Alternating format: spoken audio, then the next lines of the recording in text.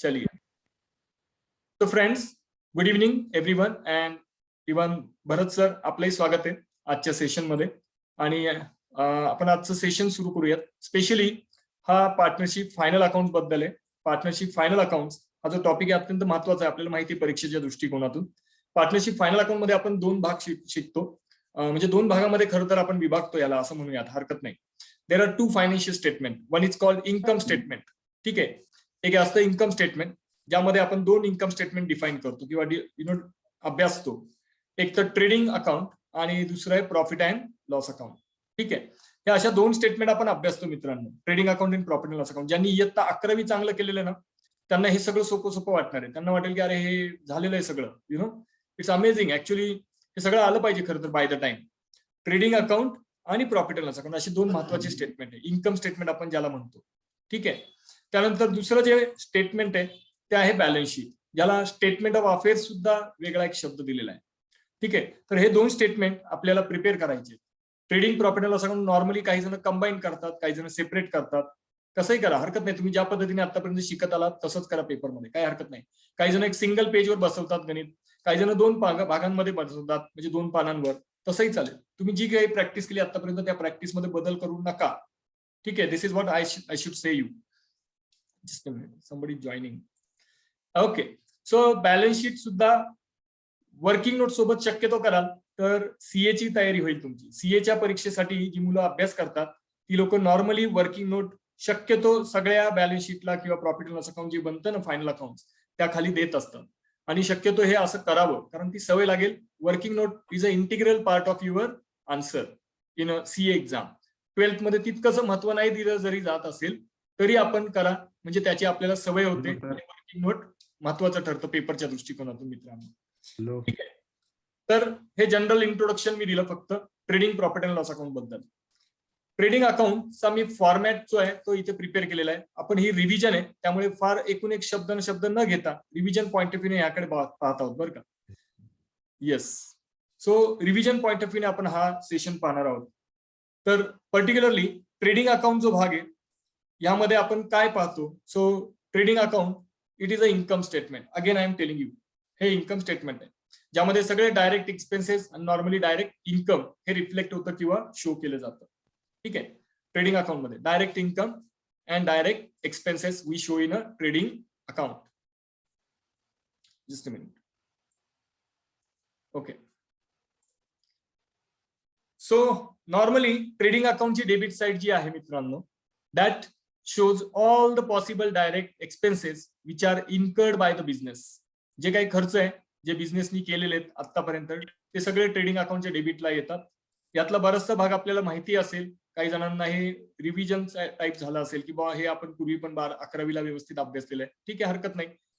Normally closing stock of last year we write on the debit side of trading account. Closing stock of last year, मागच्या वर्षीचं closing stock या वर्षी आम्ही काय show करतो, as a opening stock म्हणून show करतो trading अकाउंटच्या डेबिट साइडला. We know that the account are divided into the two parts. One is debit and another part is credit. दोन भाग असतात कुठल्याही अकाउंटचे. ठीक आहे. त्या डेबिट आणि क्रेडिट साइड मध्ये आपण एंट्रीज काय करतो, मेन्शन करतो. Fine. So opening stock we write on trading account debit side. आणि ह्यामधून जे पुढे ऍडजस्टमेंट ही नॉर्मली आपल्याला ट्रायल बॅलन्स मध्येच मिळून जाते. ओपनिंग स्टॉक त्याला ऍडजस्टमेंट येत नाही. ठीक आहे. ट्रायल बॅलन्स मध्येच शो केलेलं असतं ओपनिंग स्टॉक. सो तिथून फक्त टेक घेऊन फक्त आपल्याला कुठे लिहायचंय, ट्रेडिंग अकाउंटच्या डेबिट साइडला मेन्शन करायचंय. Before you start solving the problem, please friends understand it is very mandatory that you should write name of the business. कुठली भागीदारी संस्था आहे त्यांचं नाव इथे लिहायचंय तुम्हाला. त्यानंतर trading profit and loss account, जे काही पूर्ण अखंड जर एकत्र सॉल्व्ह करणार असेल तर अख्खं नाव द्या, trading profit and loss account for the year ended 31 March so and so. इथे मी फक्त ट्रेडिंग अकाउंट लिहिलंय, त्यामुळे मी फक्त ट्रेडिंग अकाउंटच्या बाबतीत बोलतोय सध्या. Trading account for the year ended हे वर्ष लिहायचंय आपल्याला. जे काही गणितात असेल ते वर्ष लिहा, तुम्ही पाठ केलेलं लिहू नका.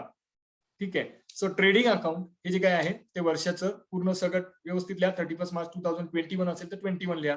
Fine. Accordingly you should go for it. ही सुरुवात असेल आपल्या गणिताची. फॉर्मॅट व्यवस्थित आखायचे, पेन्सिली पेनाने कसं आखायचं तुम्ही पहा. तुम्हाला आतापर्यंत सराव कसा करायचा वर्ग शिक्षकांनी सांगितलेलं असतं, अकाउंटन्सी शिकवणाऱ्या शिक्षकांनी. त्याच पद्धतीने करा, हरकत नाही. ओपनिंग स्टॉक सगळ्यात आत पहिला आयटम आहे. सेकंड, हे जे परचेसेस दिले सेकंड आयटम, हे पण डायरेक्ट एक्सपेन्सेस आहे, which is nothing but purchase of goods. तुम्ही एकतर कॅश मध्ये गुड्स खरेदी करा किंवा उधारीवर गुड्स खरेदी करा, ते तिथं रिफ्लेक्ट होणार आहे. त्यामधून नॉर्मली जे आपण लेस करतो दॅट इज परचेस रिटर्न. हे आतापर्यंत अनेक जणांनी फॉर्मॅट पाहिले असतील, गो थ्रू केले असतील, राईट. सो फक्त हे रिव्हिजन करतोय की कुठल्या साईडला काय काय येतं, आपण तेवढंच पाहतोय फक्त. Wedges friends, it is a direct expenses. अंग मेहनतीची कामं करणारा जो मजूर असतो त्याला आपण काय देतो, मजुरी देतो, पगार नाही देत. पगार हे व्हाईट कॉलर लोकांना असतं, right. So who are white colour people who are working in the offices, त्यांना आपण व्हाईट कलर पीपल म्हणतो. मग वेजेस कुणाला दिलं जातं, ब्ल्यू कॉलर पीपल. मला नका असं काय म्हणू, ठीक आहे, मेरा भी ब्ल्यू कॉलर आहे आज, तो I am not getting any wedges, fine. Friends, wedges हे ब्ल्यू कॉलर एम्प्लॉईला दिलं जातं. याचाच अर्थ जे कामगार वर्ग आहे त्यांना वेजेस दिला जातो, आणि त्यामुळे that is connected with production activity. उत्पादनाशी निगडीत जे वेजेस आहे ते इथे फॉल होणार आहे ट्रेडिंग अकाउंटच्या डेबिट साईडला. अपार्ट फ्रॉम दॅट, वेजेस आणि सॅलरी हे जेव्हा येईल अशा पद्धतीने आपण काय करणार आहोत, ट्रेडिंग अकाउंटच्या डेबिटला शो करणार आहोत. याचं कुठेही लॉजिक दिलेलं नाही. आजपर्यंत मी अनेक पुस्तकं पाहिली, कुठेही लॉजिक असं दिलेलं नाहीये मित्रांनो की वेजेस आधी आलं आणि सॅलरी नंतर आलं तर ट्रेडिंग अकाउंटच्या डेबिटला लिहा. पण हे असं लिहितात. This is a convention since long time. अनेक वर्षापासून ही पद्धत पडलेली आहे. वेजेस आणि सॅलरी जर ट्रायल बॅलन्स मध्ये आला असेल गणितात तुमच्या, तर तुम्ही हे ट्रेडिंग अकाउंटच्या डेबिटला कोट करता आहात.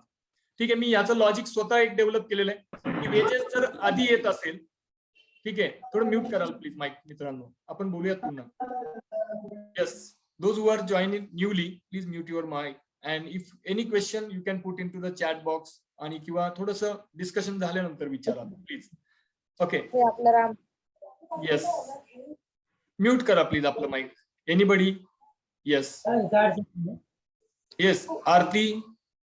Okay, otherwise I can mute, only no issues with that. Okay, so friends, मी इतकंच सांगत होतो, वेजेस आणि सॅलरी हे जेव्हा असं आयटम ट्रायल बॅलन्सच्या डेबिट मध्ये दिसतं आपल्याला, वेजेस हा डायरेक्ट एक्सपेन्सेस आहे आणि सॅलरी हा इनडायरेक्ट एक्सपेन्सेस आहे. डायरेक्ट एक्सपेन्सेस म्हणजे प्रत्यक्ष खर्च आणि इनडायरेक्ट एक्सपेन्सेस म्हणजे अप्रत्यक्ष खर्च. हे आता एकत्र आले, याचं लॉजिक कसं लक्षात घ्यायचं. असंही होऊ शकतं की सॅलरी आधी आलं नंतर वेजेस आलं, मग हा आयटम कुठे जाणार, हा एक प्रश्न अनेक वेळा मुलांना पडतो. यासाठी मी एक सोपं कार्यक्रम एवढंच केलंय. I will just show you what I do. Just a minute. यासाठी मी एक सोपं कार्यक्रम केलंय. ओके, मी काय केलंय यासाठी की एक चार्ट बनवायला लक्षात ठेवायला सांगतो मुलांना नॉर्मली. ठीक आहे, याला अनेक पद्धतीने लोक लक्षात ठेवू शकतात, असं काही इश्यू नाहीये. Anybody can remember as per his on convenience. ठीक आहे, नुसतं जर सॅलरी आलं, नुसतं सॅलरी, तर हे कुठे जातं, प्रॉफिट अँड लॉस अकाउंटच्या डेबिट साइडला. Exactly, profit and loss account debit साइडला, because it is what, indirect expenses. ऑफिसशी निगडीत खर्च आहे, ऑफिसच्या ऍडमिनिस्ट्रेशनशी निगडीत खर्च आहे. सॅलरी हे आपण व्हाईट कलर पीपलला देतो. White colour people means those who are working in the offices. Getting my point? So we pay the salary to the white colour people who are working in the office. तर ते indirect expenses आहेत ज्याचा प्रोडक्शनशी directly काही संबंध येत नाही. ठीक आहे, म्हणून मी त्याला इथे लिहितोय प्रॉफिट अँड लॉस अकाउंटच्या डेबिटला, because it is indirect expense.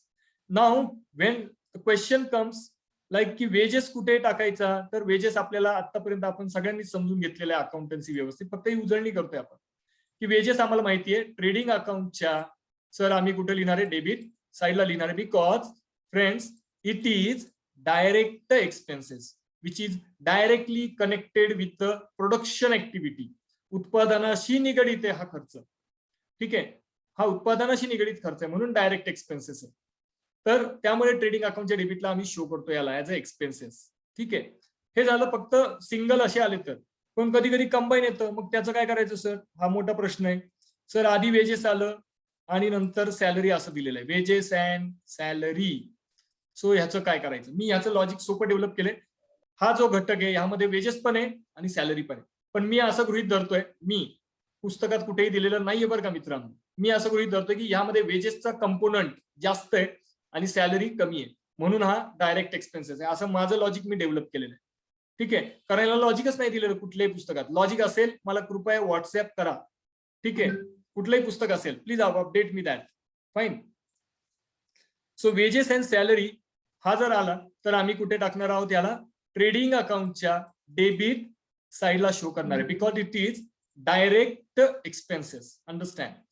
आणि उलट जर आलं काय, सॅलरी आधी आणि वेजेस नंतर जर आलं, ठीक आहे, salary and wedges. I am writing with the mouse. माझं अक्षर यापेक्षा थोडंसं सुंदर आहे, ठीक आहे, नाही तर म्हणाल सर किती खराब अक्षर आहे हो तुमचं. हा, हे माउसने लिहितोय मी. आय डोंट हॅव पेन्सिल नाही आता ते स्क्रीनवर लिहिण्याचं. एनिवे, सॅलरीज आणि वेजेस जर आलं मित्रांनो, ठीक आहे, salaries and wedges, if you see this item in a trial balance, हा जो सॅलरीचा कंपोनंट आहे, मी असं गृहीत धरून चाललोय की salary is more in this component. Salary जास्त आहे असं मी गृहीत धरून चाललोय त्यामध्ये, ठीक आहे. सॅलरी कंपोनंट हा जास्त आहे आणि वेजेस कमी आहे, म्हणून त्याला इनडायरेक्ट एक्सपेन्सेस ट्रीट करून आम्ही लिहित आहोत प्रॉफिट अँड लॉस अकाउंटच्या डेबिट साईडला. हा चार्ट असा जर 5 जरी करून टाकला ना तरी आपलं काम भागतंय, ठीक आहे. लॉजिक न लावता सुद्धा काम भागतंय, हरकत नाही, पण लॉजिक डेव्हलप केलेले जास्त बरे, ठीक आहे. मला वाटतं आपण परत मागच्या स्क्रीनवर जाऊया. तुम्ही चार्ट दिसतोय का तुम्हाला? हा एक प्रश्न विचारायचा राहिला. I am sorry. Do you see this chart? White board दिसतोय तुम्हाला? One note. 1 minute friends, just a minute. काही जणांना नसेल दिसत, काल पण असा इश्यू आलेला actually. I will just check. माहित 1 मिनिट. आता दिसतोय का हा चार्ट? दिसतोय म्हणजे आता व्हाईट बोर्डवर यस सर दिसतोय. You can take the screenshot. हा, तुम्ही स्क्रीनशॉट घेऊ शकता, हरकत नाही, ठीक आहे. स्क्रीनशॉट घेऊ शकता तुम्ही. मी याला मिनिमाइज करतो. मी परत प्रेझेंटेशन दिसतंय का एकदा चेक करा. PPT, can you see the PPT now? Yes sir. Very good, thank you. Some questions might be there. अच्छा, येस सर आहे. ओके, मला वाटलं प्रश्न असतील. Okay, not an issue. Okay, हरकत नाही. सॅलरी वेजेस कन्सेप्ट क्लिअर आहे, काही अडचण नाही. पुढे जाऊयात. पुढचा कन्सेप्ट जो आहे वर्क्स मॅनेजर सॅलरी. हा जो वर्क्स मॅनेजर आहे हा फॅक्टरीमध्ये काम करत असतो. मी कॅडबरी इंडिया लिमिटेड कंपनीचं काम केलंय. कॅडबरी कंपनी तुम्ही खाल्ली असेल, मी काम केलंय त्यांचं. तर कॅडबरी इंडिया लिमिटेड कंपनीमध्ये factory managers, works manager, production manager असे भरपूर व्हरायटी ऑफ मॅनेजर असतात. पण जो वर्क्स मॅनेजर आहे, जो प्रोडक्शन मॅनेजरच्या नावाने सुद्धा ओळखला जातो, ठीक आहे, त्याला जो पगार मिळतो that is directly in connection with production activity. हा जो पगार वर्क्स मॅनेजरला दिला जातो तो उत्पादनाशी संबंधित निगडीत असतो, ठीक आहे. त्यामुळे हा डायरेक्ट एक्सपेन्सेस आहे. वर्क्स मॅनेजर सॅलरी, किंवा याचं नाव बदलून येऊ शकतं फॅक्टरी मॅनेजर सॅलरी किंवा प्रोडक्शन मॅनेजर सॅलरी. नाव काही येऊ द्या, उत्पादनाशी निगडीत आहे की नाही हे चेक करायचं. इफ यू फाइंड दॅट की एखादा एक्सपेन्सेस डायरेक्ट कॅटेगरी सारखा दिसतोय, सतसत विवेक बुद्धी वापरायची आणि तुम्ही काय करायचं, तो ट्रेडिंग अकाउंटच्या डेबिटला कोट करून टाकायचा बिंदास्त, ठीक आहे. अभ्यास केलेला असतो आपण आतापर्यंत, त्यामुळे अनेक गोष्टी माहितीच आहे आपल्याला, नोट एन इश्यू. पुढे गणितात अनेक वेळा ट्रायल बॅलन्स मध्ये येतं कॅरेज किंवा कॅरेज इनवर्ड. नुसतं जरी कॅरेज आलं, please identify it is as a carriage inward. Carriage inward आणि आउटवर्ड असे 2 प्रकार आहेत, ठीक आहे. गाडी भाडं येताना, माल खरेदी करून आणताना आणि माल विकताना पण गाडी भाडं कधी कधी इन्कर करावं लागतं आपल्याला. तर कॅरेज इनवर्ड हा जो प्रकार आहे हा direct expenses which is concern with the direct activity of buying the goods for the organisation. तुम्ही संस्थेसाठी जेव्हा माल खरेदी करून आणताय तुमच्या बिझनेससाठी, तो त्याच्यासाठीचा खर्च आहे कॅरेज इनवर्ड किंवा कॅरेज, ठीक आहे. हा आपण ट्रेडिंग अकाउंटच्या डेबिटला लिहिणार आहोत. त्यानंतर फ्रेट. फ्रेट कुठल्या बाबतीत देतो? फ्रेट रोडच्या बाबतीत नसतं नॉर्मली. फ्रेट आपण देतो एकतर फ्लाईटनी काही जण आणला असेल, म्हणजे विमान वाहतुकीने काय केलं असेल, काही माल आणला असेल. अदरवाईज तुम्ही जर शिपनी काही जर माल आणला असेल, जहाजानी, तर तुम्ही काय पे करता? फ्रेट पे करता. अजून कुठेतरी फ्रेट पे केलं जातं, दॅट इज रेल्वेनी जर मालाची ने आण केली असेल, मालगाडी असते रेल्वेची, त्याने सुद्धा तुम्ही फ्रेट पे करता, त्यासाठी सुद्धा. सो हा जो फ्रेट आहे हा मालाच्या संबंधित आहे, माल ऍक्विजिशन म्हणजे माल खरेदी करण्याच्या संदर्भातला फ्रेट आहे, त्यामुळे हा सुद्धा डायरेक्ट एक्सपेन्सेस आहे, ठीक आहे. पुढचा जो आहे फॅक्टरी लाइटिंग. तुम्हाला नावावरूनच कळत असेल, फॅक्टरीमध्ये लाईटचा खर्च केलेला आहे. इलेक्ट्रिसिटी लागते, रात्री अनेक वेळा शिफ्ट मध्ये काम चालतं. मी काल सांगितलं होतं, अनेक फॅक्टरी आहे की 3 शिफ्ट मध्ये काम करतात, 8 तासाची एक शिफ्ट असते. सो 8 त्रिक 24 तास, 24 तास फॅक्टरी चालू असते आणि त्यामुळे लाईटची गरज लागते. आपल्याकडे 6 महिने उजेड आणि 6 महिने रात्र असं काही नाहीये बरं का, ठीक आहे. एका कुठल्या तरी देशात आहे, आम्ही मध्यंतरी शोधलं होतं ते, ठीक आहे, आपल्याकडे असं नाही परिस्थिती. So Norway. Factory lighting, Norway, correct, very correct answer. Amazing, you people are amazing, right. Yes, so Norway is the correct answer friends. So factory lighting हा जो भाग आहे हा डायरेक्ट एक्सपेन्सेस मध्ये किंवा प्रोडक्शन प्रक्रियेशी संबंधित आहे हा सुद्धा खर्च. Even factory rent is same, तुम्ही जागा भाड्याने घेतली फॅक्टरी चालवण्यासाठी, it is almost same expenses. Friends, एक सूचना मध्येच देतो 2 मिनिटं. ही अर्ध्या तासाने लिंक जी आहे ना ती एक्सपायर होईल. सेम लिंकवर तुम्ही जॉईन व्हा. एक 2 मिनिटं फक्त थांबावं लागेल, कारण मी जॉईन झाल्याशिवाय तुम्हाला होता येणार नाहीये. ठीक आहे, अर्धा तासच ही लिंक चालू राहते. परत आपल्याला सेम लिंकवर जॉईन व्हायचं. मी रेकॉर्डिंग करतोय हे सेशन, म्हणून आपण झूमवर घेतलंय. अदरवाईज हे आपण गुगल मीटला पण घेतले असते. आणि झूमवर मला रेकॉर्डिंगची सुविधा आहे, गुगल मीटवर माझ्याकडे सबस्क्रिप्शन प्लॅन नाहीये. अदरवाईज तिथेही रेकॉर्डिंग करता येतं. पण हे दॅट्स बेटर आयडिया, आणि ते क्लिअरिटी पण मला जरा चांगली मिळते. काही फॅसिलिटीज पण आहे, छान वाटतं जरा झूम वापरणं, कम्फर्टेबल आहे. सो हे सगळे सेशन रेकॉर्ड होत आहेत. जे अटेंड करू शकणार नाहीत त्यांना मी लिंक शेअर करण्याचा प्रयत्न करेल लवकरात लवकर, so that they can also see the lectures on YouTube channel. ठीक आहे, ओके, नॉट अन इश्यू. पुन्हा पुढे जाऊ. सेम लिंकवर जॉईन व्हा मला, जेव्हा हे बंद होईल तेव्हा. अजून आहे आपल्याकडे अवकाश आहे. ठीक आहे, so factory rent is a direct expenses. Factory भाड्याने जर घेतली असेल आपण रेंटल बेसिसवर, तर त्याचं रेंट जे आपण पे करतो it is connected with the directly production activity. कारण फॅक्टरीमध्ये उत्पादन होतं मालाचं, कच्च्या मालापासून आपण पक्का माल मॅन्युफॅक्चर करतो. फाईन, पुढच्या मी पेजवर जाणार आहे. पुढच्या पानावर पण आपण डायरेक्ट डेबिट साइडच आधी पाहणार आहोत. कालही हेच पाहिलं होतं, काही जणांना रिपिटेशन झालं असेल, ठीक आहे, हरकत नाही. 24 तासामध्ये परत रिव्हिजन झाली आपली. हा, ओके, सो अजून पक्का होऊन जाईल आपला अभ्यास. चलो, एनिवे, सो पुढचा जो पॉइंट आहे, कोल, गॅस आणि वॉटर. फॅक्टरीमध्ये कोळसा, गॅस आणि वॉटर हे कॉमनली लागतं, अनेक फॅक्टरीजमध्ये लागतं. It is relating to production activity. हा खर्च जो आहे त्यामुळे direct expenses trading account debit साइडला शो होणार. फ्युल अँड पॉवर, इंधन आणि पॉवर. त्यानंतर मॅन्युफॅक्चरिंग एक्सपेन्सेस, उत्पादनासाठी काही खर्च येत असतील प्रत्यक्षपणे ते. ट्रेड एक्सपेन्सेस, व्यापारी खर्च. त्यानंतर ह्याला अजून एक ऍडजस्टमेंट आपण ते नंतर पाहणार आहोत ऍडजस्टमेंटच्या वेळेस. कस्टम ड्युटी म्हणजे गव्हर्नमेंट आपल्याकडून ज्या आयात निर्यात कर आहे त्यापैकी आयात कर जो आहे त्यातला फक्त पोर्शन मी इथे कोरिलेट करणार आहे. कस्टम ड्युटी म्हणजे आयात कर मी इथे असं म्हणतोय, आणि सेपरेटली पण लिहिलंय मी इम्पोर्ट ड्युटी म्हणून. It is one and the same friends. मी फक्त आयात करच्या बाबतीत बोलतोय तुम्हाला, इम्पोर्ट ड्युटीच्या बाबतीत. एक्सपोर्ट ड्युटी इथे नाही येत. ठीक आहे, that will be coming later. Profit and loss अकाउंटच्या डेबिटला शो होणार. काही शंका असतील तुम्ही नंतर किंवा चॅट बॉक्स मध्ये विचारू शकता, व्हॉट्सअपला विचारू शकता. I have given my number already to all of you. Excuse me. हे सगळे डायरेक्ट एक्सपेन्सेस आहे. डायरेक्ट एक्सपेन्स म्हणजे आमच्या इथे कन्सेप्ट क्लिअर झालेली असली पाहिजे.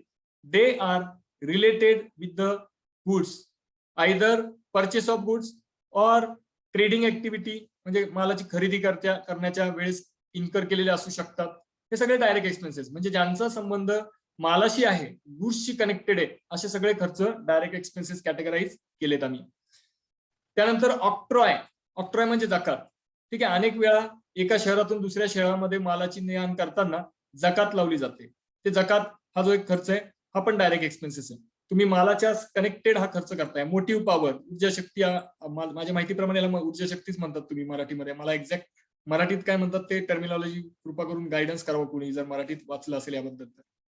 So motive power, this is also direct expenses which is incurred for the factory किंवा उत्पादनाशी निगडीत. Apart from that heating and lighting. Heating and lighting हा एक खर्च डायरेक्ट एक्सपेन्सेस कॅटेगराईज मध्ये टाकतो. ट्रेडिंग अकाउंटच्या डेबिटला शो होणार आहे हा पण. त्यानंतर फॅक्टरी इन्शुरन्स. अनेक वेळा आपण इन्शुरन्सचा जर अभ्यास केला असेल, लाईफ इन्शुरन्स वेगळं आहे, ते माणसांचं काढलं जातं. मशिनरी, फॅक्टरी, बिल्डिंग अशा वेगवेगळ्या गोष्टींचा आपण इन्शुरन्स काढतो. हे जर फॅक्टरीच्या रिलेटेड असेल खर्च इन्शुरन्सचा प्रीमियमचा, तर तो इथे येणार फॅक्टरी इन्शुरन्स. लाईफ इन्शुरन्स इथे येणार नाही, that will be taken as a drawing. ठीक आहे, ते प्रोप्रायटरचं काय असेल, ड्रॉइंग असेल लाईफ इन्शुरन्स प्रीमियम. ठीक आहे, ते इथे नाही येणार. डॉक चार्जेस म्हणजे बंदरावर आपण काय करतो, जहाज पार्क करतो. बंदर असतात समुद्रकिनारी, तिथे जहाजाचं पार्किंग केलं जातं जेव्हा मालाचं अनलोडिंग आणि अपलोडिंग ह्या प्रक्रिया घडत असतात. ठीक आहे, तुम्ही जर मुंबई भागात वगैरे गेलात बंदरावर तर तुम्हाला कळेल की काही काही ठिकाणी असे मोठमोठे शिपमेंट येतात, मोठमोठे जहाज येतात दुसऱ्या देशातून किंवा आपल्या देशातून दुसऱ्या देशात जाणारे असतात. तिथे तुम्ही जहाज काय करता, पार्क करता. जसं पुण्यामध्ये पाहतो आपण पार्किंगला काही चार्जेस लागतात, गाड्या पार्किंग करण्याचे वगैरे. त्याच पद्धतीने इथे बंदरावर जहाज पार्क करण्याचे आपल्याला काही चार्जेस पे करावे लागतात. ठीक आहे. पुढे म्हटलंय रॉयल्टी, म्हणजे ऍक्च्युली मी याला रॉयल्टीला मानधन हा शब्द मराठीत वापरतो. अजून काय अल्टरनेटिव्ह शब्द असेल प्लीज कळवा. रॉयल्टी ऑन परचेसेस हा पण एक शब्द आहे. रॉयल्टीचे दोनच उदाहरणं मी काल पण दिले होते, आजही तेच देतोय परत एकदा. सपोज एखादी कोळशाची खाण आहे गव्हर्नमेंटची, ठीक आहे, गव्हर्नमेंटची कोळशाची खाण आहे, आणि एखादी एक कंपनी आहे, ठीक आहे, जिला कोळसा एक्स्ट्रॅक्ट करण्यामध्ये इंटरेस्ट आहे, म्हणजे कोळशाच्या खाणीमधून गव्हर्नमेंटच्या त्यांना कोळसा बाहेर काढायचा आहे, असं त्यांनी गव्हर्नमेंट कडून काय घेतलं, लायसन घेतलं. ठीक आहे. तर कोळशाची जी खाण आहे यामध्ये जो काही कोळसा असेल आतमध्ये, हे काय केलं जाईल, एक्स्ट्रॅक्ट केलं जाईल, म्हणजे काढून घेतलं जाईल. मग या कंपनीनी जितका कोळसा काढलाय त्या पद्धतीने त्यांचं ठरलेलं असतं, अंडरस्टँडिंग, कॉन्ट्रॅक्ट झालेलं असतं. ऍज पर अग्रीमेंट त्यांनी काय करायचं, यांना रॉयल्टी पे करायची. ठीक आहे, रॉयल्टी पे करायची. ठीक आहे, की ही खाण वापरल्याबद्दल किंवा त्यातून कोळसा एक्स्ट्रॅक्ट केल्याबद्दल गव्हर्नमेंटला आपण रॉयल्टी पे करतो. याच्यासाठी एक टॉपिक आहे माझ्या माहितीप्रमाणे, to the best of my knowledge, leases नावाचा टॉपिक आहे, जरा प्लीज चेक कराल. ठीक आहे, लीजेस. ठीक आहे, just a minute, I don't know why this is not working well, allow me a minute. Okay. Excuse me. लीजेस नावाचा टॉपिक आहे, लीजेस, लीज म्हणतो आम्ही त्याला. लीज वर दिली जाते ही, म्हणजे ह्या खाणीतून काय केलं जातं, कोळसा एक्स्ट्रॅक्ट करून ही कंपनी काय करते, तो कोळसा काढून घेते, आणि नंतर ते त्यांचं काय पुढे त्या कोळशाला प्रक्रिया करून विकायचं असेल, पुढे त्यांचं जे काय असेल युटिलायझेशन ते करतील. पण somehow this company will pay royalty to this government. ठीक आहे, for the purpose of extracting coal from the mine, कोळसं बाहेर काढण्यासाठी. हे झालं एक एक्झाम्पल. दुसरं अजून एक एक्झाम्पल आहे, दॅट इज ऑथर असतात, पुस्तकं लिहिणारे काही लेखक लोक असतात. You might be knowing that. अनेक लोक मोठमोठे पुस्तकं लिहितात छानपैकी, आणि ही पुस्तकं कोणीतरी प्रसिद्ध करत असतं त्या लेखकासाठी. ठीक आहे. सो मेहता पब्लिशर्स म्हणून आहे पुण्यामध्ये, आत्ताच वारले सुनील मेहताजी. तर त्यांच्याकडे अनेक लेखक आहेत, त्यातले एक वपू काळे माझे आवडते लेखक आहेत. तर त्या लेखकांनी जी काही पुस्तकं लिहिली असतात, हे प्रकाशक लोक काय करतात, ती पुस्तकं प्रकाशित करतात. त्याबद्दल लेखकाला काय दिलं जातं, मानधन पे केलं जातं. त्याला पण मी रॉयल्टी म्हणतोय इकडे. ठीक आहे. सो समाऊ हे दोन एक्झाम्पल मी तुम्हाला रॉयल्टीचे देऊ शकलो सध्या. फ्रेंड्स, आपल्याला ही लिंक जी आहे सोडून परत एक 5 मिनिटांनी जॉईन व्हावं लागेल सेम लिंकवर, कारण 10 मिनिटाचा अलार्म वाजला यांचा. So same session will be continued on the same link. ठीक आहे. तुम्ही जितके लोक आहात प्लीज परत याच लिंकला पुन्हा जॉईन व्हाल. आणि मी पुन्हा एकदा माझा नंबर टाकतो या ग्रुपमध्ये. काही शंका असतील आतापर्यंतच्या डिस्कशनवर, अजूनही पुढच्या रिलेटेड काही ऍक्टिव्हिटीज रिलेटेड असतील शंका, प्लीज लेट मी नो. या नंबर व्हॉट्सअपवर करा तुम्ही, मला नंबर नोट डाऊन करून ठेवा हवं तर. हे फक्त मी आता डिस्कस केलं ट्रेडिंग अकाउंटच्या डेबिट साइड बद्दल. हे सगळे डेबिट साइडला काय कव्हर करतो आम्ही, direct expenses mainly. We are getting known to this in a little bit revision manner मध्ये पाहतोय आपण हे सगळं. क्रेडिट साइडला जे आयटम आहेत ते क्लोज करू आणि मग प्रॉफिट अँड लॉस अकाउंटला पुढच्या लिंकला आपण जॉईन होऊयात सगळेच जण. क्रेडिट साइडला नॉर्मली जे आयटम येतात, ऍज वी ऑल नो, 11वीला सुद्धा हे आयटम्स आपण पाहिलेले सगळे. तर पहिला आयटम येतो बाय सेल. या सेलमध्ये 2 कंपोनंट आहेत, एक नॉर्मली क्रेडिट सेल आणि दुसरा कॅश सेल.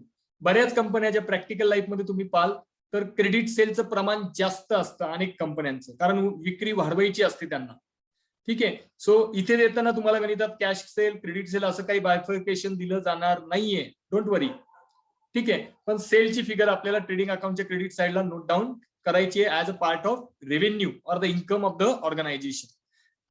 अनेक वेळा गणितात सेल्स रिटर्न हे आलेलं असतं, सेल्स रिटर्न. तर ते सेल्स रिटर्न पण तुम्ही काय करणार आहात, सेल मधून लेस करणार आहात, कारण त्यामुळे तुमची जी सेल आहे ती काय होते, कमी होते. तर तुम्ही सेल लिहिताना इनर कॉलमला एंट्री करणार आणि सेल्स रिटर्न इनर कॉलम मधून मायनस करून आउटर कॉलमला नेट सेल असं आपण त्याला म्हणतो, ती लिहिणार आहात. मग ही सेल कुठली सर, तुम्ही आउटर कॉलमच्या सेलला म्हटलं नेट सेल. ही जी सेल आहे ही कुठली आहे, ग्रॉस सेल आहे. ठीक आहे. ग्रॉस म्हणजे कन्सिडरिंग बोथ कॅश ऍज वेल ऍज क्रेडिट सेल. त्यातून आम्ही सेल्स रिटर्न मायनस करतोय. मग बाकीचे आयटम आपल्याला माहिती आहेत कुठले, goods loss by theft or fire, आगीमध्ये माल जळालं किंवा चोरी झालं गोडाऊन मधून, फाईन, किंवा goods withdrawn for the personal use by the partner of the business, हा पण आपण ट्रेडिंग अकाउंटच्या क्रेडिटला घेतो. त्यानंतर अनेक वेळा असं होतं की बिझनेसमन फ्री गुड्स डिस्ट्रीब्यूट करतं, ठीक आहे, कस्टमरला. हे कशासाठी केलं जातं? Normally in order to make the advertisement of the business. मी राजस्थानला गेलो होतो, तेव्हा राजस्थानमध्ये चटपटे मिळतात, असे जेवण झाल्यानंतर खातात लोक ते. हवाबाण हार्डे वगैरे त्या टाईपचा एक पदार्थ भेटायचा. कारण अनेक जणांना हवाबाण हार्डे माहित नसावं बहुधा, पण जेवण झाल्यानंतर डायजेस्टिव्ह असं एक मेडिसिन असतं, ते आयुर्वेदिक असतात पदार्थ. तसा एक माणूस होता तिथे, एका मंदिराच्या समोर दुकान होतं त्याचं. So he use to sell that item. आणि तो सुरुवातीला तिथे गेल्यानंतर आपण पाहतो की बा ह्याच्याकडे अनारदाणे किंवा हवाबाण हार्डे टाईप असं एक मस्त चटपटीत पदार्थ आहे, ते आपण त्याला टेस्टसाठी मागतो, तो देतो बिंदास. म्हणतो साहेब कितना पॅक करू. याचा अर्थ काय? त्यांनी सुरुवातीला जे दिलं होतं ते सॅम्पल होतं. Getting my point. आणि जेव्हा तो ऍक्च्युली तुम्हाला अप्रोच येईल, तो म्हणेल साहेब आपको पसंद आया ना, तो बोलो कितना कितना पॅक करू. याचा अर्थ काय? त्याला भविष्यात काय अपेक्षित आहे, त्यापासून सेल अपेक्षित आहे. ठीक आहे, तो इमिजिएट म्हणतो, तो वेळही लावत नाही क्षणाचा सुद्धा, की फ्री सॅम्पल दिल्यानंतर तो म्हणतो की सेल कितना करू बताइए साहब, आपको सॅम्पल दिया, आपको पसंद आया, बोलो कितना सेल करू, हा कितना पॅक करू. तर नॉर्मली ऑर्गनायझेशन्स आर डिलिव्हरिंग और गिफ्टिंगच म्हणूयात त्याला, goods as a free sample to its customer. अनेक ऑर्गनायझेशन ज्या फ्री सॅम्पल कस्टमरला देतात, त्याचा फायदा ऑर्गनायझेशनला भविष्यात होतो, किंवा ह्या अपेक्षेनेच दिलं जातं रादर की आपल्याला भविष्यात कधीतरी मोठा फायदा होईल. कारण जेव्हा ऑर्गनायझेशन क्वालिटी देत असते गुड्स सर्व्हिसेस, तेव्हा त्यांना निश्चितच फायदा होतो कस्टमरला, आणि कस्टमर पुन्हा पुन्हा येतो. तुम्हाला एक छोटंसं अजून एक उदाहरण देतो, मग आपण हे सेशन स्टॉप करू. पुन्हा सेम लिंकवर जॉईन व्हा, अजून अर्धा तास आहे, 25 मिनिटं तरी घेऊया. ठीक आहे, तर कॅच देम यंग नावाची एक कन्सेप्ट आहे. कोलगेट नावाची कंपनी सगळ्यांना माहिती आहे. आपण सकाळी उठून अनेक जण ब्रश करतो. कोलगेट जी आहे, त्यांनी शाळेत जाऊन कॅच देम यंग, लहान मुलांना कोलगेटनी दात घासायला लावले, आणि त्यांचं टूथपेस्ट प्लस ते ब्रश मुलांच्या बॅगेमध्ये टीचर लोकांनी ठेवायला लावलं की भाई ये घर पे जाओ और पेरेंट्स को भी दिखाओ आज क्या किया हम लोगों ने. हा, यातून कोलगेट कंपनीनी लहान मुलांवरच ऍड केली, डायरेक्ट शाळेतल्या मुलांवर, 1ली ते 4थीची पोरं. हा, ते घरी गेले, ते म्हणले आज मेरे पप्पा पता है क्या किया, मम्मी मैंने पता है क्या किया, दादा दादी सगळ्या घराला सांगतो ते पोरग की मी आज शाळेमध्ये दात घासले. घरी तर घासतातच सगळे, मग शाळेमध्ये दात घासले. मग त्यांनी आम्हाला फायदे सांगितले की दात घासण्याचे 2-3 वेळा काय फायदे असतात. दात किडत नाही, रूट कॅनल करावं लागत नाही, हा स्क्रू टाकावे लागत नाही दातामध्ये. Getting my point. So this is what, free sample देऊन त्यांनी फायदे पण सांगितले, कस्टमर पण पक्का करून टाकला. लहानपणीच कस्टमर पक्का झाला. तो मुलगा मोठा होईपर्यंत विसरत नाही की हे कोलगेट वाले आपल्याकडे शाळेत आले होते, त्यांनी दात घासून घेतले होते. कारण दात शाळेमध्ये वर्गात जाऊन घासणं ही पूर्णपणे ऍबनॉर्मल ऍक्टिव्हिटी आहे, लक्षात ठेवा. शाळेमध्ये वर्गात जाऊन आपण फक्त लेक्चर अटेंड केलेले आहेत. कोणी दात घासले असतील तर मला सांगा बरं का. So friends, I just want to say की फ्री सॅम्पल जेव्हा देतात कंपनीवाले, इट मीन्स दॅट त्यांचं पुढचं काहीतरी गोल असतं की बॉस हम लोगों को एडवर्टीजमेंट करके भविष्य में अपना सेल बढ़ाना है. त्यामुळे गुड्स जेव्हा फ्री सॅम्पल दिले जातात, आपण ट्रेडिंग अकाउंटच्या क्रेडिट साईडला शो करतो, because credit what goes out, माल आपल्या बिझनेस मधून जातोय बाहेर कस्टमरला. And it is a convention to write closing stock on trading account credit side. याचे 2 इफेक्ट येतात. It is a part of adjustment, ते आपल्याला घ्यायचे पुढे येईल तेव्हा. सो क्लोजिंग स्टॉकची ऍडजस्टमेंट सुद्धा आपण वर्षाच्या शेवटी करत असतो. ही मध्ये आधी कधी होत नाही बरं का. 31 मार्चला ऍडजस्टमेंट केली जाते क्लोजिंग स्टॉकची. आणि सगळ्यात शेवटी जेव्हा ट्रेडिंग अकाउंट आपण क्लोज करतो, ट्रेडिंग अकाउंट क्लोज करताना क्रेडिट साईड जर जास्त असेल, डेबिट कमी असेल, तर काय होतं रे, प्रॉफिट का लॉस. येस, माझा प्रश्न आहे सगळ्यांना, ओपन टू ऑल, एकच जण कोणीतरी उत्तर द्या. ट्रेडिंग अकाउंटच्या क्रेडिट साईडची टोटल जास्त आणि डेबिट साईडची कमी, आपल्याला प्रॉफिट होणार का लॉस होणार, आणि कुठला. लॉस. क्रॉस प्रॉफिट होणार. परफेक्ट आंसर आहे, परफेक्ट आंसर है, सब लोगों का परफेक्ट आंसर है, ग्रॉस प्रॉफिट होणार आहे. कारण credit side is a part and parcel of income, आणि डेबिट साइडला सगळे डायरेक्ट एक्सपेन्सेस दिसत आहेत. तर क्रेडिट साइड जर इन्कम साइड जास्त असेल, एक्सपेन्सेस साइड जर कमी असेल, तर no doubt it is gross profit. आणि ऑपोजिट जर घडलं, डेबिट साइड जास्त म्हणजे प्रत्यक्ष खर्च जास्त झाले आणि इन्कम कमी झालं, तर इट इज ग्रॉस लॉस. मला वाटतं आपण ट्रेडिंग अकाउंटला इथेच थांबू. सेम लिंकला कृपा करून जॉईन व्हा. एक 5 मिनिटं फक्त मला वेळ द्या, बंद करून परत हे सेव्ह होईल तर वेळ लागेल. आपण पुढे घेणार आहोत प्रॉफिट अँड लॉस अकाउंट, त्यानंतर ऍडजस्टमेंट घेणार आहे. 36 ऍडजस्टमेंट आहे फायनल अकाउंट मध्ये. सगळे ऍडजस्टमेंट मी एकूण एक तंतोतंत शिकून जा, तसे तुम्ही शिकलेलेच आहात तुमच्या वर्ग शिक्षकांकडून. मला आज खरंच आनंद होतोय की माझे 2 शिक्षक मित्र मला या लेक्चरला जॉईन झालेत. कापसे सर स्वतः जॉईन झालेले आहेत आणि कलाले सर सुद्धा जॉईन झालेत. अजून कोणी शिक्षक मित्र जर जॉईन झाले असतील तर त्यांचे सगळ्यांचे खरंच धन्यवाद. आज खरंच आनंदाचा क्षण आहे माझ्यासाठी. माझ्यासारखा शिक्षण देण्यासाठी आतुर असलेला माणूस ह्या क्षणांनी खरंच अतिशय अजून आनंदित होतो आणि खरंच छान वाटतं की या जर्नीमध्ये अनेक साथी जोडले गेले आमच्याकडे. खरंच धन्यवाद सर तुमचे दोघांचेही. मी पुन्हा लिंक पाठवतोय, म्हणजे ही सेम लिंक असेल त्यावरच जॉईन करा. लिंक नाही जरी आली तर सेम लिंकला जॉईन करा प्लीज. ओके, मी बंद करतो हा सेशन कारण टाइम आउट होईल आता लगेचच. ओके फ्रेंड्स, 1.5 मिनिटं राहिला आपल्याकडे. Please join on same link. Okay.